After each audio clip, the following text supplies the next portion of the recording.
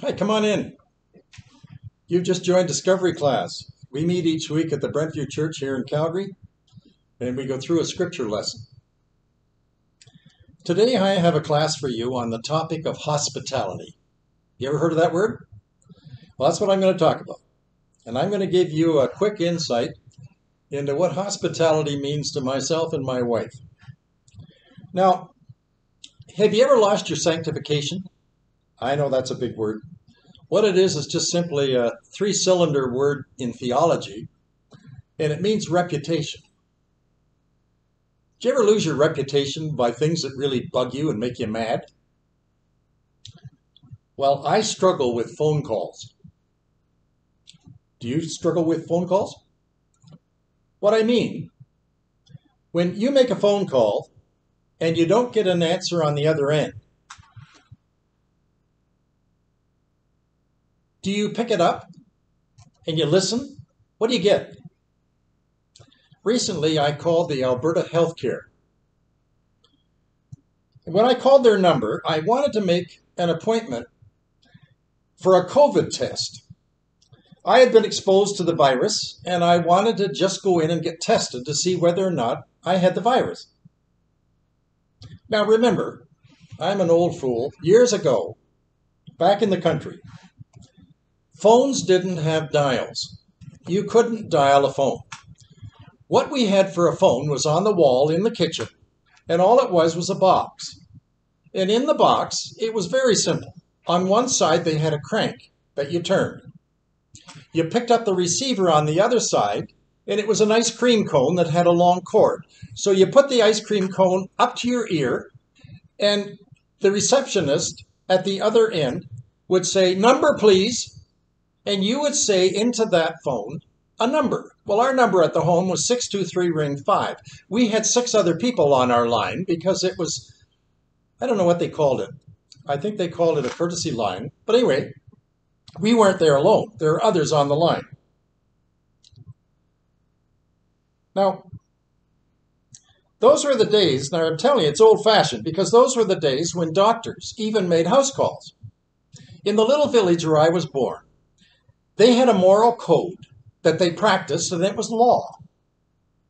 You could do anything you want on Saturday night on Main Street after 10 o'clock, but just don't scare the horses.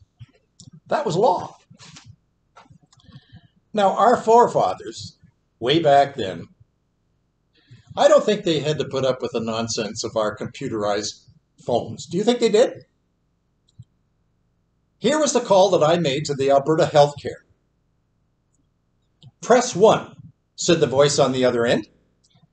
"And do you have an Alberta Healthcare card?" That was her question. "Press 2, if you feel that you were close contact with somebody that had the virus. Press 3, if your symptoms are a high fever or you're coughing. Press 4, I'm making this up, if you're wearing dark underwear and red socks. Press 5, if you think the Stampeders are going to win the Grey Cup. Press 6, if you would like to talk to a human." That's kind of what all they said.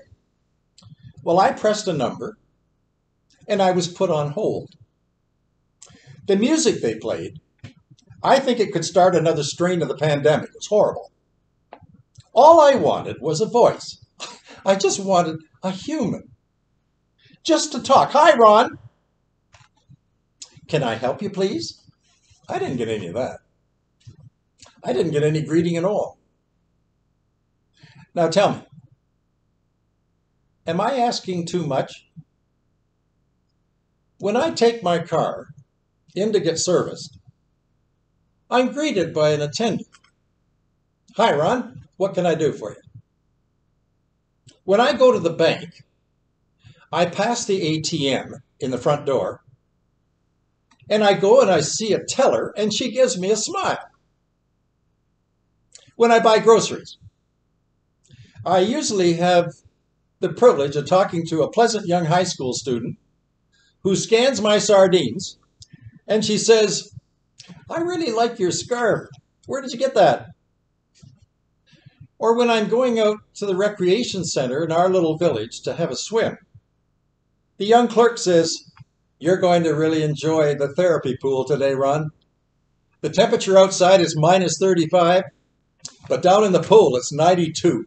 You're going to have fun." Haven't things changed? I gas up, and I use a credit card, and I don't talk to a soul. Remember the day you used to gas your car up? You couldn't touch the gas pump. It was all done for you by an attendant. I can make a bank deposit today, online, and I never see anybody. I can make an offering here at our church and not put it on the plate. All I have to do is push a button, and my offering goes immediately into the church's offering, and I never have to see anybody. I can order a book on the internet, and it'll come right to my door, and I don't even have to get out of my pajamas. "Hi, thanks, great." In other words, I can go all through a whole day and never say hello to anybody. Would you say things have speeded up? Kids in school, they all have devices. They text, they internet, they email, and they never use their voice. More and more, I think people like solitude and they like isolation. And those two things are ingredients that are really becoming part of our society. People walk their dogs. And Mary and I do a lot of walking on the trails in our village. But as we're walking along, I notice that their owners all have buds in their ear. And you can't say hello to them because they can't hear you because they're listening to music or whatever. The only one I talk to is the dog.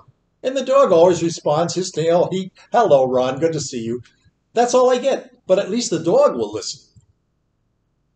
Now, I have a remote control on my sun visor on my car because I live in a cold climate. And my cold climate goes down very, very cold in the wintertime. That little device that I have on my sun visor is a remote control for my garage door opener. It'll lift that and down. And that's almost like a moat in a castle where they lift the bridge and they go back down and then you're safe. Well, that's what I do. In the middle of winter, I'll hit that button, I'll drive in, and just as I've ended into the car, I hit the button again and down goes the garage. And I'll often say to my neighbor at the end of the winter, "How did you winter?" I haven't seen him all winter because I was using that as my drawbridge coming in and out of my house. What I'm really saying, I guess, by that is leave me alone. And if you do, I'll leave you alone.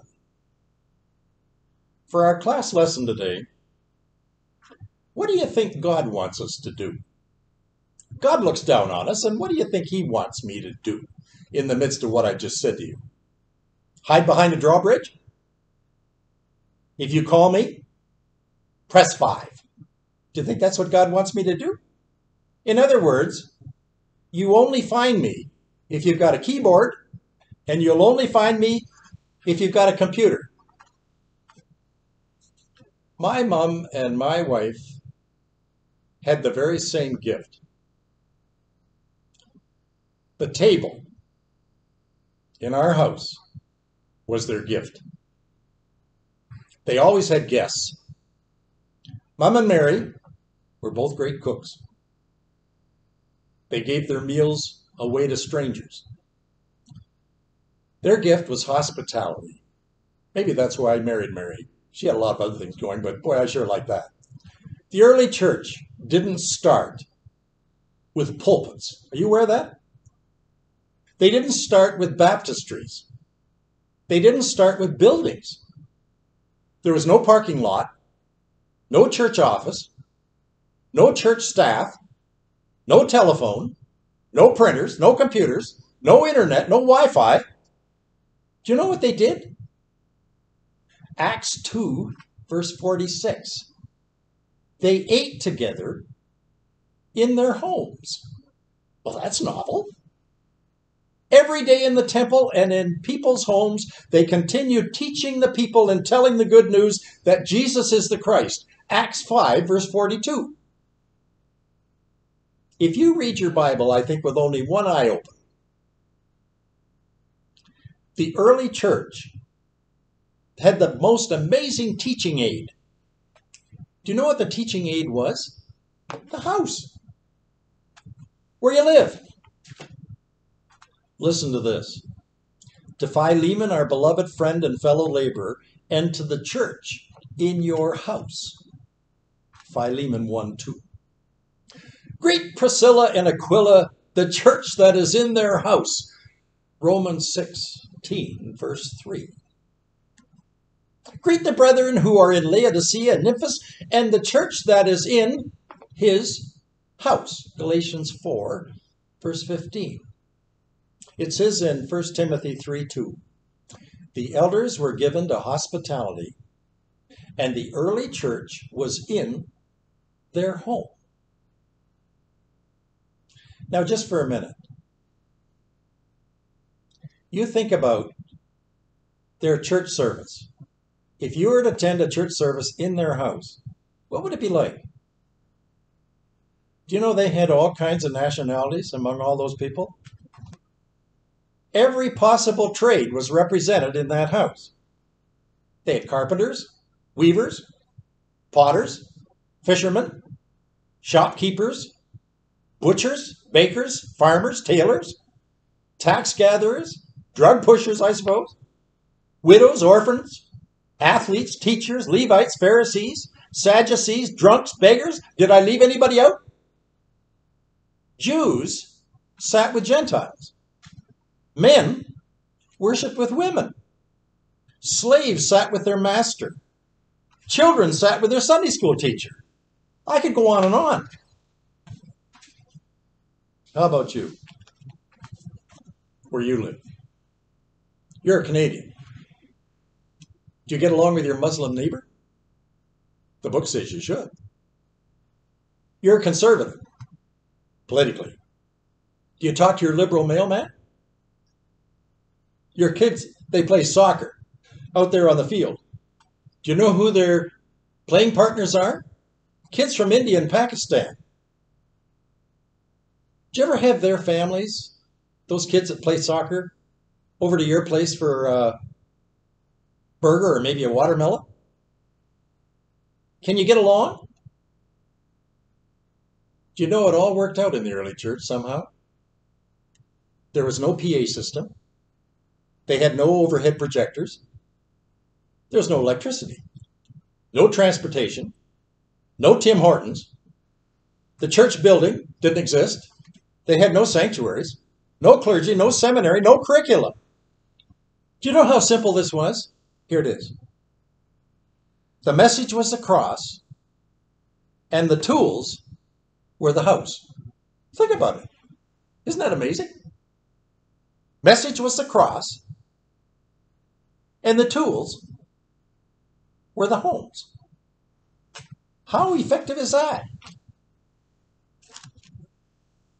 We serve the simplest meals at our house. Mary makes everything from scratch.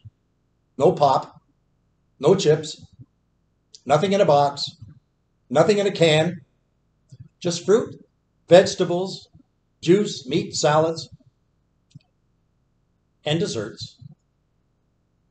Do you know that early church, as I read my Bible, I'm finding, boy, is it ever like my place? They have a table. They have chairs. They have a cook stove. They have a few dishes, bread and meat, a little wine and juice and some fruit. Bingo! Hospitality was born. So was the first missionary. Volunteers came out of those tiny homes. Talk about a relief effort. Talk about a soup kitchen. The Bible's full of people like that. You read it from the beginning to the end. Abraham, he entertained angels in his house. Rahab, the harlot, she fed and protected the spies in her house. Mary and Martha, They were sisters during the time of Jesus, and they had Jesus over to his house and fed him. He did them in return a nice favor. He raised their brother Lazarus from the dead. Zacchaeus. He invited Jesus to his house for lunch. Nobody else was invited, just him.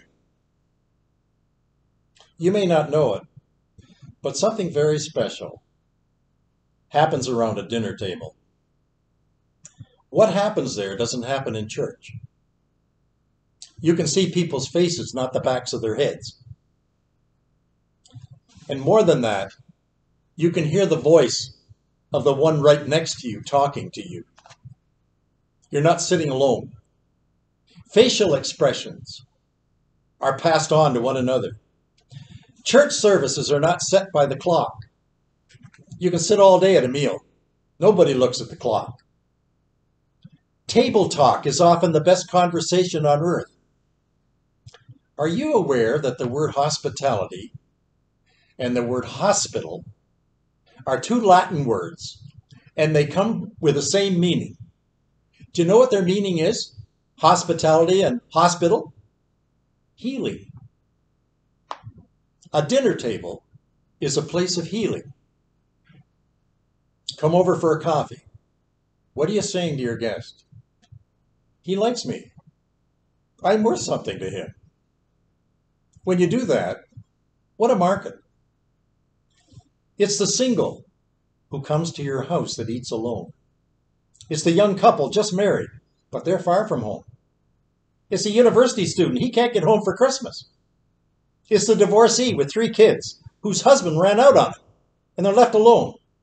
It's the widow who just lost her husband to Lou Gehrig's disease. It's the Stampeder football player whose wife and kids are in another country.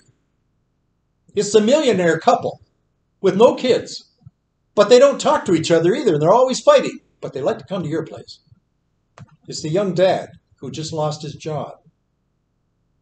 It's the young couple who got caught in that COVID together, and they both had symptoms, and now they're over it.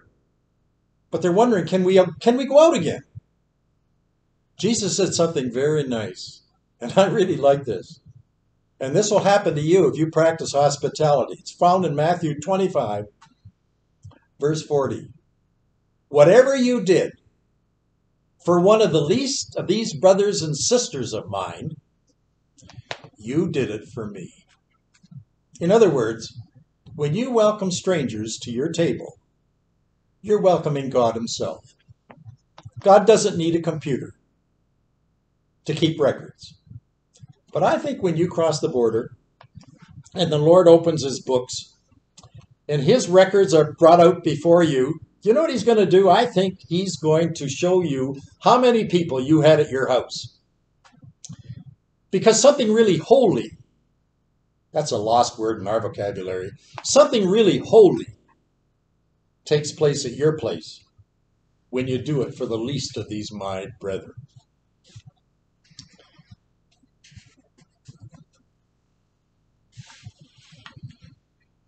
Listen, class, I don't want you coming to heaven at the end of your life's journey, and you're going to find that you're going to be stuck with no worthiness. I want to show you something that I do, and it has to do with hospitality. These are little tricks that Mary and I practice when people come over to our place. You make your invitation quite special. That's the first thing. Let your guests know that you want them there. And you call them on the phone, and you send them a personal invite, and they come. And you greet them. And that's so important. Because people suffer rejection all day long. But you have room for me. And you know, when you say that to somebody, that's very life-altering. Because they know that you really care for them. The second thing we do is fuss over them. And when you get there, stand together with your family and welcome them into the house. It's the best thing you can do for them. If they're coming into the driveway, get out on the driveway and greet them in. Maybe you live in an apartment. Go on down to the lobby and open the door and let them, and then take them up the elevator together. One of God's children is a guest to my house for a banquet. That's really what you keep in mind. Do something special for them. When they get there, in that first century, it was the custom to wash the feet because they'd been traveling for 2 or 3 miles and their feet were filthy. So you'd wash their feet before they'd sit down. Now, we don't do that. But maybe you can put out some hors d'oeuvres and give them some fruit, some cheese, some biscuits, some fresh scones, maybe some drinks. Turn the TV off. Don't have any loud noise. Let them speak. Have them listen. That's their highlight. Remember, you're the good shepherd, and you prepared a table for them. And they've come to have their soul restored. Finally, send them home with a blessing. Now, I do oil paintings, and I'm no good at it. But do you know what I like to do? I'll give you an example. I have here in my hand a piece of slate. Now, it's very heavy, and you can pick it up anywhere. I give it a coat of gesso, and then I'll paint something on it. And when my guest comes, I'll give it to them. Here's what I've done. Here's one finished. Here's a painting I did of some thrip. That's just simply a wildflower that lives in England that grows on the side of the wall of a stone henge. So there it is. There's a gift that I'll give them. It didn't cost me anything. All it is, just a piece of slate, and there are my flowers. And they take it home with them. One day I was going by and I found a slate piece, and this was a shingle that fell off the roof. It was slate. And you can see the hole. See the hole in it yet? Maybe I go over here. Yeah, there's the hole. What I've done, I just do a mountain scene. So I'll give them that on the way home. It's just a silly thing. It's just a goofy gift. But you know what? It means everything to them because not only did they come and enjoy a dinner, not only did they have a good conversation, but they said, holy cow, Rod did that for me. Nothing to it. Let me tell you why most people don't practice hospitality. They're too fussy. Everything has to be just right. Towels have to be scented. Expensive dinnerware has to be set out. Listen, my dishes aren't Royal Adderley. Your furniture, your cutlery, your rugs, your curtains. It's not how you look. It's how you make people feel that come and sit in those old couches. Oh, my house is too small. Listen, to a person with a broken heart, your house is Buckingham Palace. Oh, Ron, my house is a mess. The person whose life is a mess, who comes to your house, isn't looking at your mess. Your place to them is a Taj Mahal. You say another excuse. But my meals are too simple. They're too flimsy. Remember, pork and beans in a tin can, in a tin cup, can be lobster tail dinner down at the Palliser Hotel. Those who eat alone every night, don't you forget, coming to your house is the highlight of their year. Once you get experience, you may even want to expand your borders and invite some other friends and guests in to meet your guests that have come. The Greek word for hospitality is made up of 2 other words. One is love and the other is stranger. The term hospitality then means love a stranger. What a weapon. A kitchen, table, and some simple food. Satan comes along and he wants to play a trick on you. He's been at it a long time. He says, don't do it. You're not good enough. You didn't finish high school. You're overweight. Your clothes are old. So you think you're a specialist. Well, you're really not. God only uses experts, says Satan. A preacher has well said, God doesn't call the qualified. He qualifies the called. Here's what I want you to do. Be willing to take that first step when Jesus says, follow me. There's a beautiful story about a young man by the name of Matthias Steiner. Matthias Steiner, he was a German athlete in the Olympics. Back a little bit. He was a weightlifter. And he was in the 105 kilogram class. He and his wife practiced hospitality. He'd do all the exercise. He'd go to the gym. He was all set for the Olympics. And he would have guests over to his house just to share his heart. Well, he was selected by the German Athletic Society to represent the German weightlifters group in the Olympics in Beijing back then.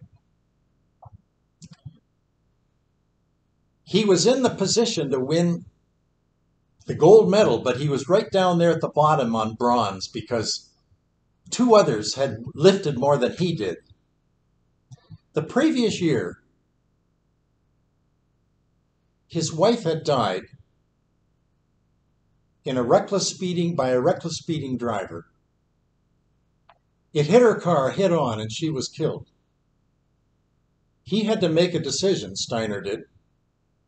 Am I going to stop weightlifting? Am I going to go on? Am I going to have anyone else over to my house? She was the center of all her hospitality, and now she's gone. But then he thought, I can't stop. What's happened has happened. I can't change that. So he carried on.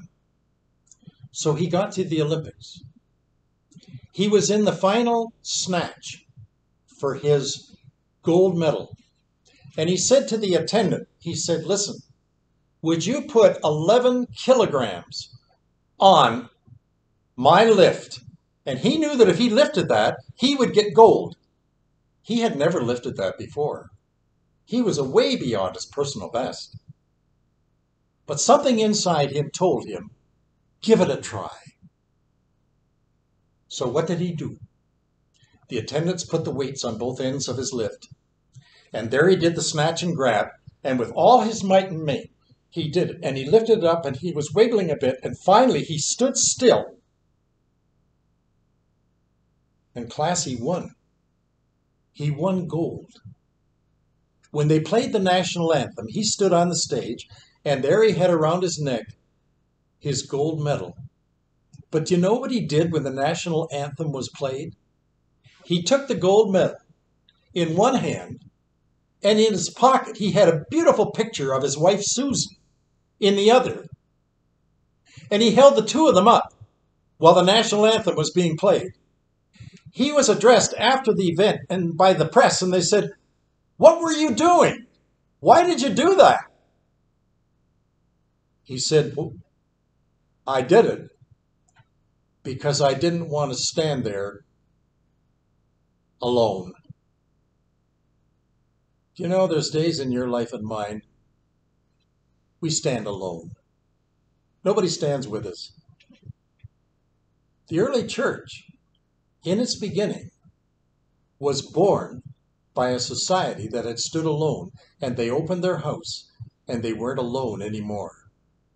I think that's one of the most magnificent things I know about my church.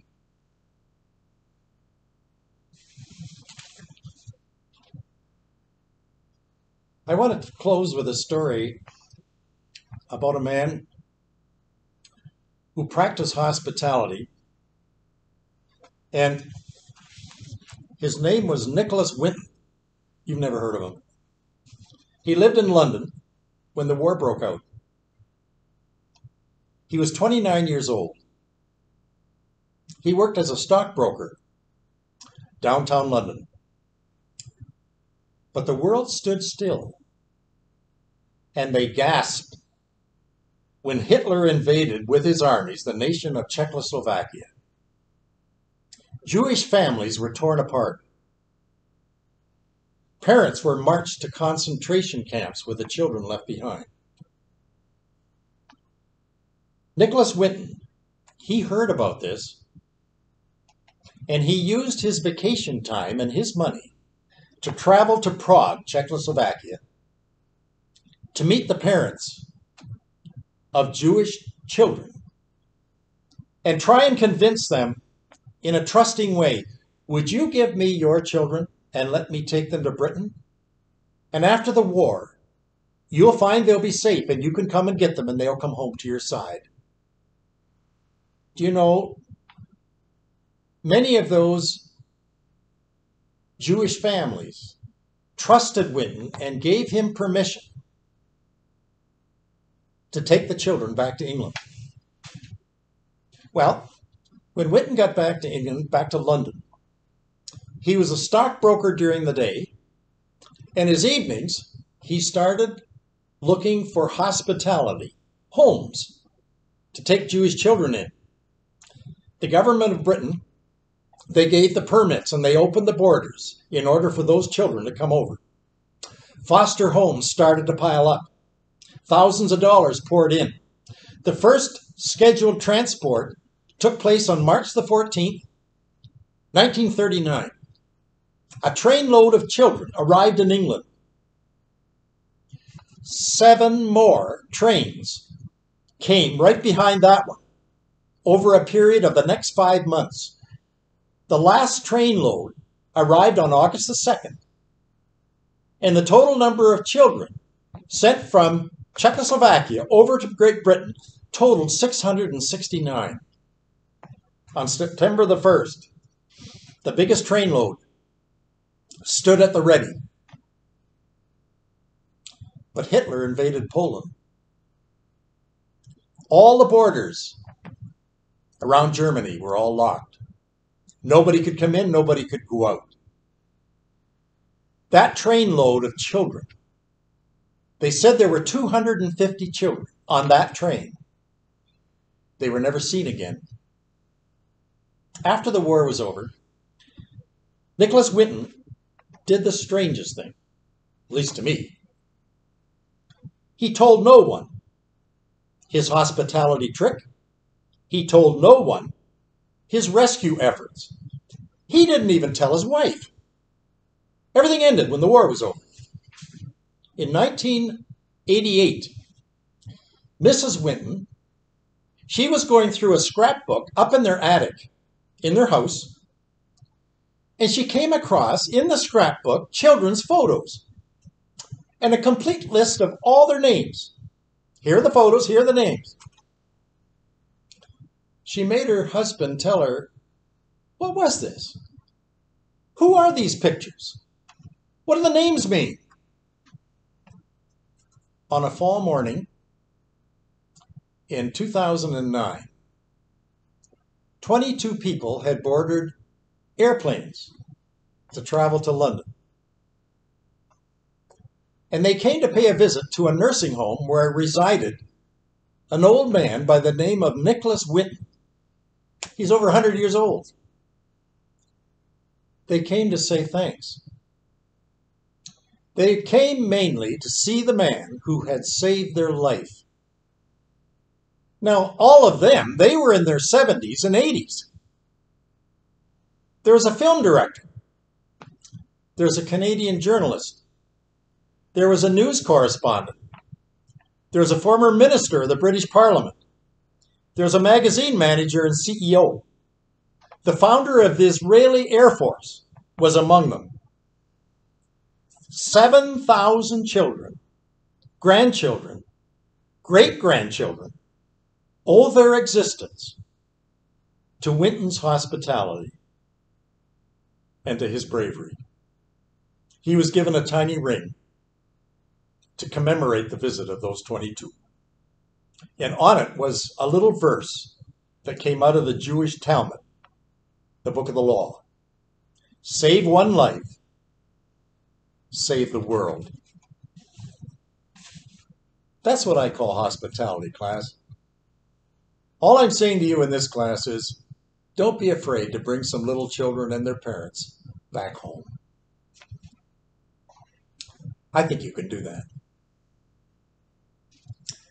I like to close off my class with a smile from the sunny side of the street. A little town in Nova Scotia, just south of Halifax, came up with a silly rule. The person of God was eliminated from the school curriculum. He was not to be mentioned even at graduation. That year, Sarah, the brightest graduate, was selected as valedictorian. She was a quiet girl, but she was a young Christian, and she came from a lovely family. She told her 19 graduate classmates that she was going to include them in her speech as a valedictorian. She gave them a secret signal, and that signal was going to be given at the end of the speech. When she signaled, they had something to do. Well, she delivered her speech, she made the signal, and all the graduates, they stood up and they all sneezed together at the same time. Sarah waited patiently, and then she said, "God bless you."